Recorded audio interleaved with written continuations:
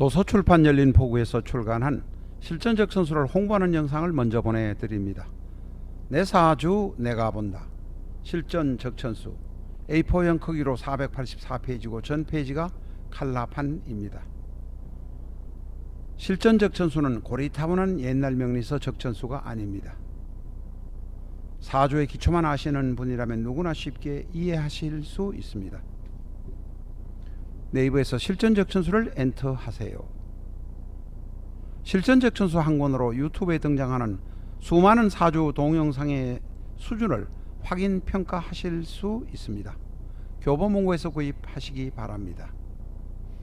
미국이나 캐나다에 계신 분이라면 아마존에서 SILJEON을 엔터하시면 실전적 천수를 만나실 수 있습니다.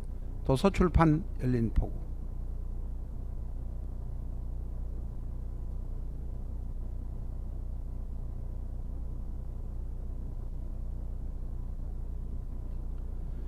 안녕하십니까, 라타로입니다. 실전적 천수 499회 시간입니다. 오늘은 병자일주를 가진 사주 셋을 가지고 여러분과 같이 한번 공부를 해보겠습니다. 기미, 정묘, 병자, 기해. 기미, 정묘, 병자, 기해. 화가 둘, 토가 셋, 목이 하나, 수가 둘입니다. 식상이 대단히 강한 편입니다. 이 기토, 미토, 기토의 토가 셋인데 이 토는 일간의 힘을 빼가기도 하지만 강한 수의 모습을 막아주는 역할을 하기도 합니다. 병화인 일간을 무지막지하게 극하려는 자수해수라는 강한 수의 세력을 막아줍니다. 나를 무지막지하게 극하려는 관성이 토에 의해서 제거이 되니 사주의 균형, 바란스가 유지됩니다. 토가 셋이 있어서 수를 극해주니, 토극수 해주니 나한테는 고마운 식상이 됩니다. 식상이 그만큼 중요합니다. 그래서 나는 배우자와 좋은 관계를 유지할 수 있습니다.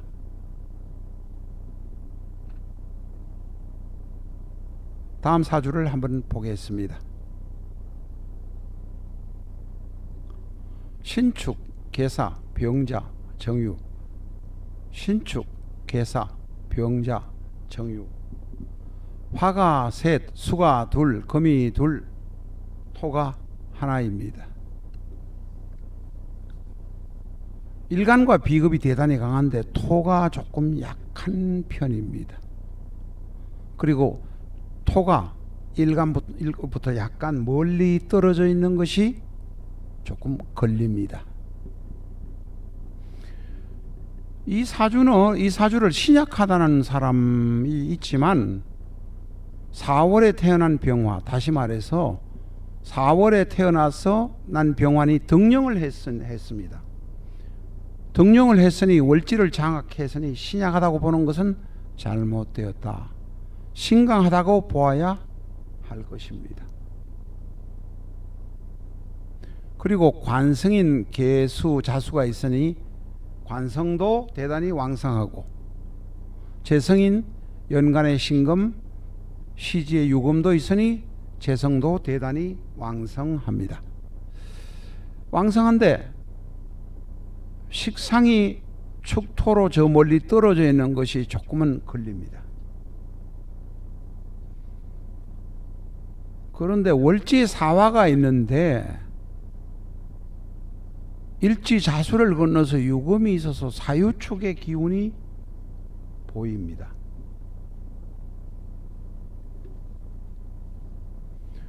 딱 붙어 있는 것이 가장 바람직하지만 딱 붙어 있지 않다고 해도 사유축 금국이 되는 것, 금의 기운이 오는 것은 막을 길이 없습니다. 다시 말해서 사유축이 되어버리면 화가 사화가 월지를 장악했다고 생각했는데 금국이 되어버리니 이 사주는 약간 뜨거웠다고 생각되는데 사실은 뜨거운 것이 아니라 대단히 차가운 것이 되어버립니다.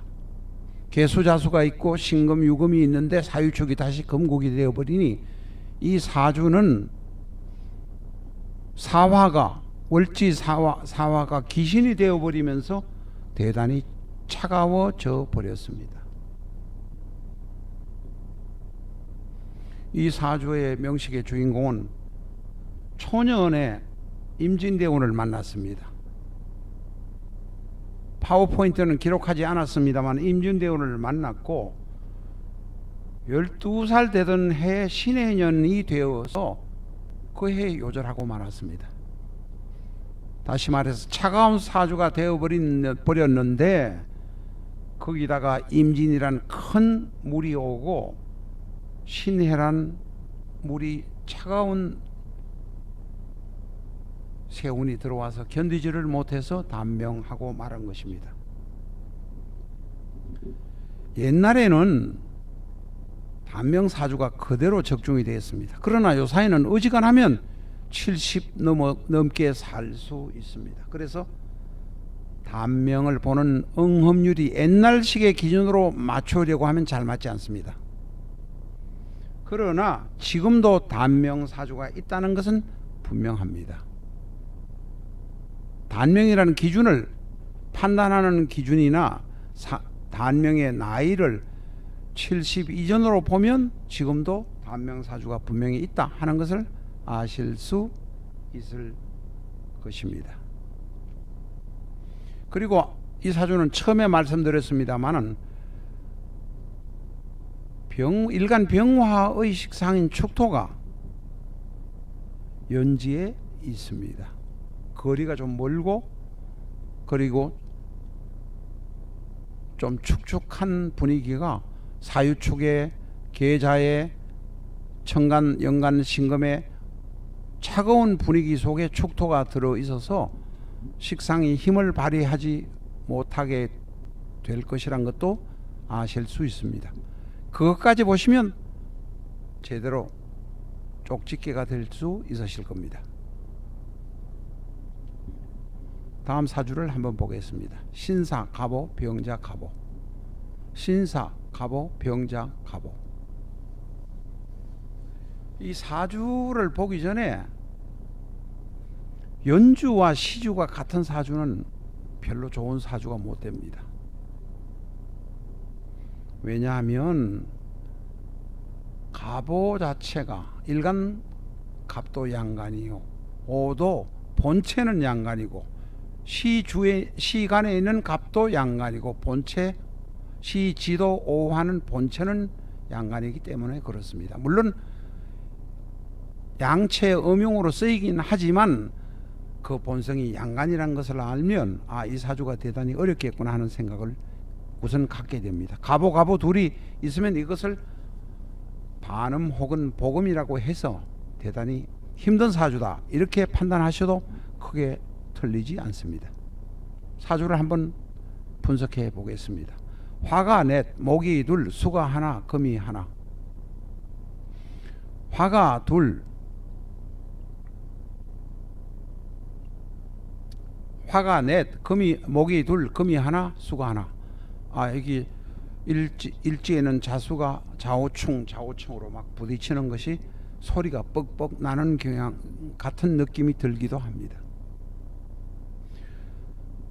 그렇게 이제 감각적으로 받아들이는 것 이외에도 이 사주는 보면 간목과 병화, 쉽게 말하면 목과 장작과 불이 8자 중에 6자나 됩니다. 대단히 일간이 강할 것이라는 것을 느낍니다. 병화가 오시에 태어나고 시간 간목이 다시 병화에게 장작을 대줍니다. 이런 상황이 되다 보니까 저 연간에 있는 신금은 녹아버릴 것이고 일지에 있는 자수 자체도 좌우충으로 그냥 물이 다 말라버릴 것입니다.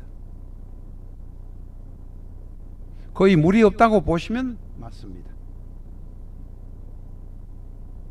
그런데 이 왕성한 화의 기운을 설할 수 있는 토가 있어야 되는데 토가 없습니다. 바로 토가 식상입니다.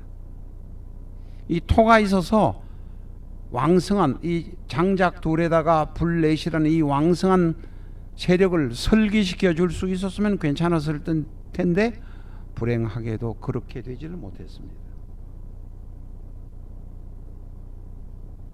이 사주의 명식의 주인공은 부모가 일찍 돌아가서 형수의 손에 자랐는데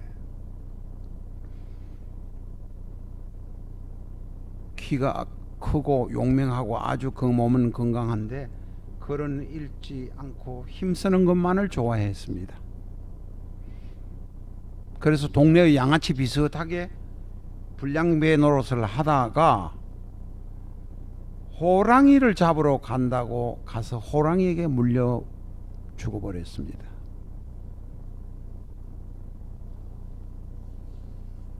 차라리 이 사주가 강왕격이 되었다면, 강왕격으로 해석하면 오래 살 수도 있는데 관성이 일지에 있으니 강왕격으로 해석할 수 없었다는 것입니다. 억지로 해석하려면 파격이 되어버린다는 것입니다. 좋지 않은 사주가 된다는 뜻입니다.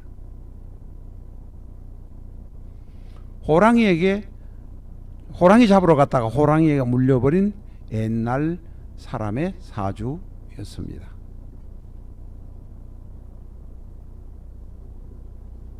오늘은 여기까지 하겠습니다. 다음에 또 뵙겠습니다. 감사합니다.